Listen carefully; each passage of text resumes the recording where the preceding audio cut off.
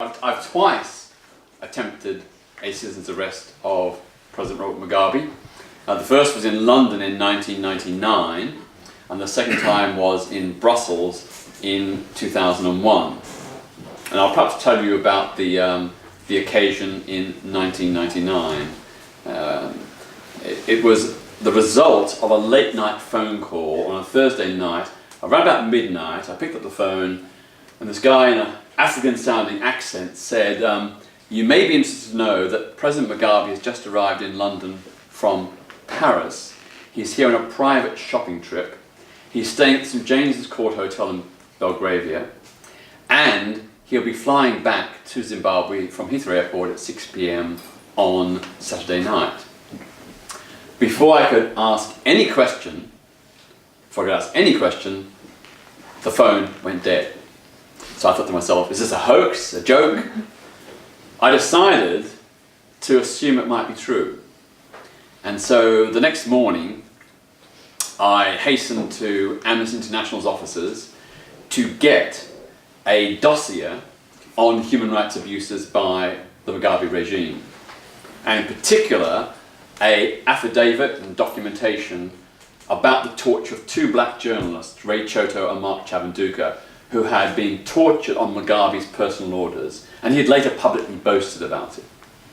So I decided to try to do a citizen's arrest to have Mugabe put on trial in Britain under our anti-torture laws, which incorporate the United Nations Convention Against Torture into British domestic law. The next thing I tried to do was to find people who could help me do this. I rang around and around and around, and I've never heard so many plausible excuses.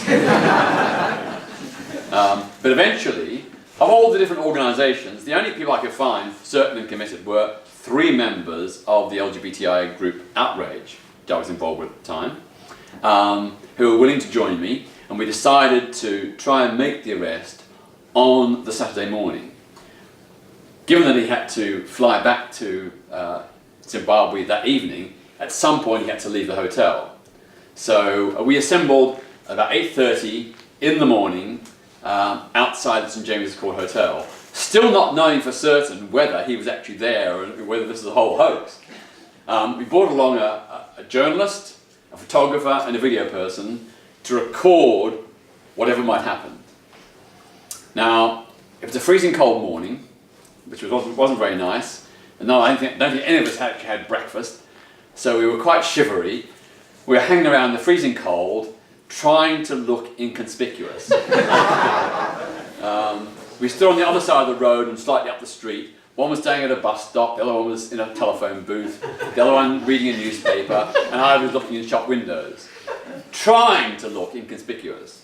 But hey, after a couple of hours, it's difficult to remain, unnoticed. And sure enough, we observed that the concierge guy, the guy with the top hat and tails who stands outside posh hotels, came out on the steps and started looking very intently at each of us. He'd obviously noticed that we'd been there. And they disappeared. And of course, in this circumstance, when you're trying to do something like this, he's a head of state. What we were trying to do was, his bodyguards, if he was there, probably were armed. We were nervous, really nervous. And when you're really nervous, your stomach is churning over, your body temperature plummets. I was shivering.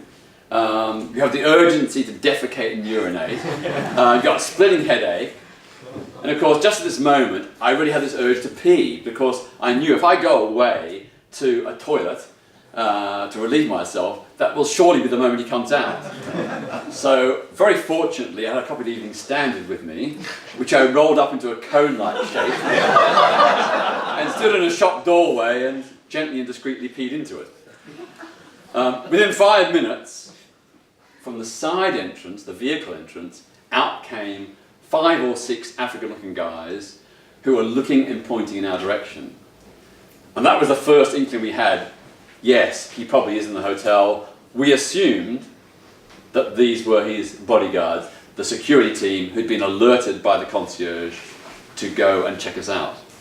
So I thought, if they think for one moment that we are a threat, they will call the police. given my history, as soon as the police see me, they'll know something's up. So we've got to do something quickly. And of course, it's really difficult in those circumstances to think on your feet when you're cold, shivering, got a headache, your stomach's churning over.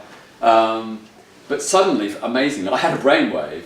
I just walked across the road straight to these guys, smiling and beaming, and said, "Hi guys, I'm from the News of the World, and these are my photographer and other fellow reporters. We're here because we know that Elton John is in the hotel with his new boyfriend. We've got to get the story for tomorrow's paper." They looked and shook their heads in disbelief. I said, "I'll give you £50 if you tell us which room he's in." I think I only had £10 in my pocket. They all started talking in local dialect, showing on Aberdeen. "I'll give you £75. I'll give you £100. Still, they obviously were not buying it. So then I turned to one of them and said, "I know you. You are part of Elton John's security team because I saw you at the Wembley concert 2 months ago. If Elton John wasn't in the hotel, you wouldn't be here. You can't deny it. You are part of Elton's team." And they spoke some more, all started bursting out laughing. And then they walked away. And I walked away and I thought, I think I might have convinced them. Sure enough, about 10 minutes later, out came President Mugabe in his limousine. I scratched the top of my head to indicate that he was in the car. And my colleagues ran straight out in front of the speeding limousine, forcing it to halt about 6 inches from their legs. Then one of them ran behind the car so it couldn't move forward and couldn't move backward. I ran from the side and opened the rear door. Astonishingly, it was unlocked. And there before me in the back seat was President Robert Gabriel Mugabe. I gently took his arm with this hand, then held out this hand to show I didn't have a weapon, and said, "President Mugabe, you're under arrest on charges of torture. Torture is a crime under international law. I am now summoning the police." You should have seen the look on his face. He is very dark-skinned, but a visible ashen pallor came across his face. He recoiled back in the back seat and held up his hands. His jaw dropped, his eyes popped. He looked like a frightened 10-year-old kid. And I thought to myself, now you know what your victims feel like, only we aren't going to kill you. We're going to take you to a court of law, and you'll have a chance to defend yourself. So we summoned the police. The police arrived, only 3 officers initially. There were 4 of us. It took 2 of them to remove us. We told them what we were doing. They were gobsmacked when we told them who was in the car. We told them we had the affidavits from the torture victims. We told them about the Section 134 of the Criminal Justice Act 1988, which allows for the prosecution of any torturer or person who's acquiesced in torture anywhere in the world to be tried in Britain. They weren't interested. They just knocked the papers out of our hands. So each time they tried to drag one of us away, they took us over to the pavement, put us down. They went back to get the next person. So the person who was on the pavement then ran back in front of the car. So I had to wait for reinforcements. About 20 officers arrived in a number of vans, and then we were very violently and forcibly removed. We were taken to Belgravia police station, where we were threatened with a whole host of charges: behaviour likely to cause a breach of the peace, obstructing the highway, criminal damage, assaulting a police officer, and even riot and affray, which is a very, very serious charge. All of which were completely untrue. And thankfully we had the video crew there to record it all, to show the police were lying. Anyway, we were eventually bailed after about nearly 7 hours detention to appear in court at a later date. Meanwhile, President Mugabe, of course, was given a police escort to go Christmas shopping at Harrods. When we appeared in court on the opening day, the prosecution dropped all charges. I can only speculate.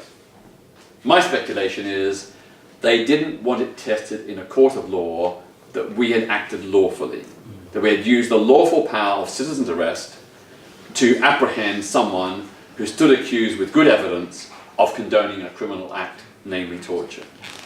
So I didn't want that precedent established in court, so the charges were all dropped. We didn't succeed, but I've got to say that in the weeks and months afterwards, I personally received over 5,000 emails from people inside Zimbabwe, all saying almost exactly the same thing. Thank heavens someone listens, knows and cares about what's happening in our country. We thought no one cared. So psychologically and emotionally, I think it was a big boost for people in Zimbabwe who felt the world had forgotten them. I only wish we'd succeeded, and if we had, perhaps Zimbabwe would have not suffered the terror campaign which began a few years later.